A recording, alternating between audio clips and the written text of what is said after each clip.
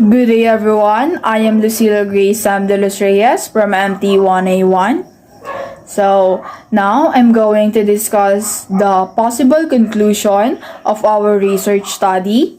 So let me read our PowerPoint presentation.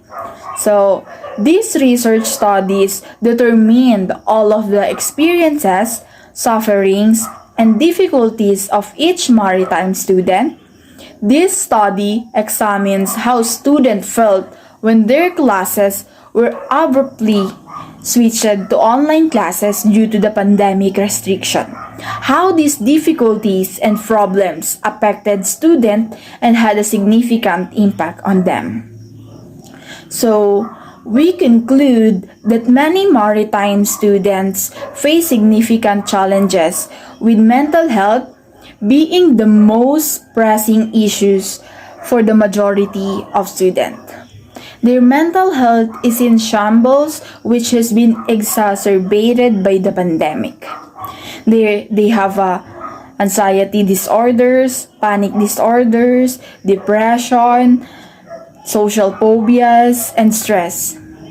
These issues have an impact on each student's studies, as well as the student who must stop studying due to a lack of funds to continue their studies for online classes, to pay their bills for internet connection and gadgets, and as a result, many citizens experience financial difficulties causing their children to drop out of school.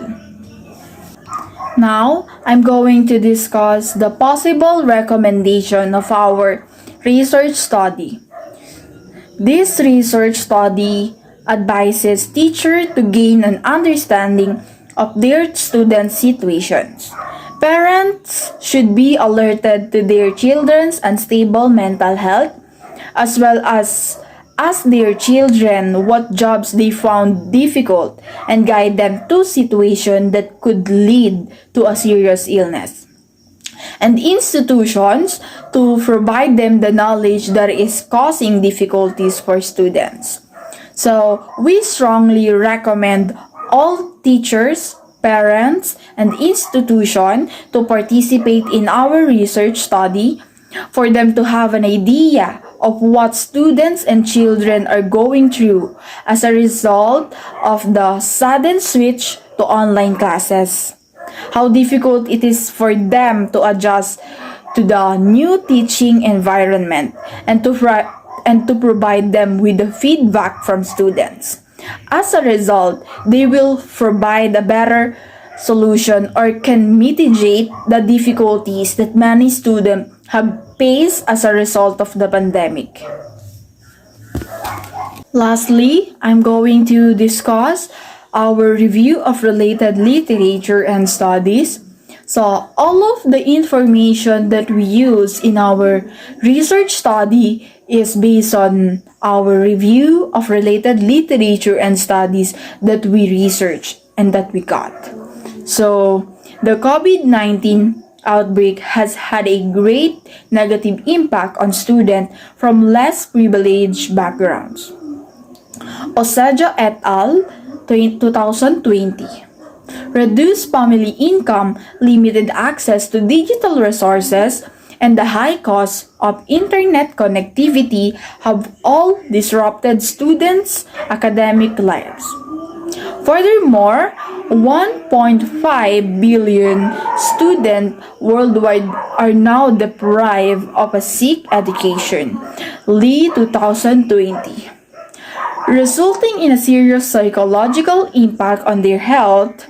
Furthermore, changes in daily routine such as lack of outdoor activity, disrupted sleeping patterns, and social distancing have impact students' mental health well-being, Cao et al. 2020. Employs the 7-item Generalized Anxiety Disorder Scale or GAD-7 as a diagnostic tool for anxiety disorders, panic disorders, and social phobia. Furthermore, et al. 2020 investigate the roles of resilience, coping, and social support in coping with psychological symptoms. So, based on our review of related literature and studies, it shows how the COVID-19 pandemic harms all of us and the student because it has a serious and negative impact on their mental health.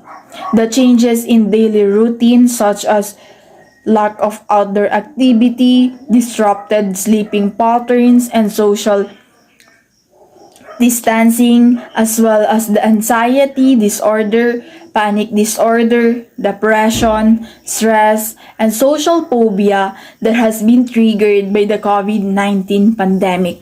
And because that, a lot of people loses their jobs that based on Lee 2020, 1.5 billion students worldwide are now deprived of education. It is because of lack of funds to continue their study.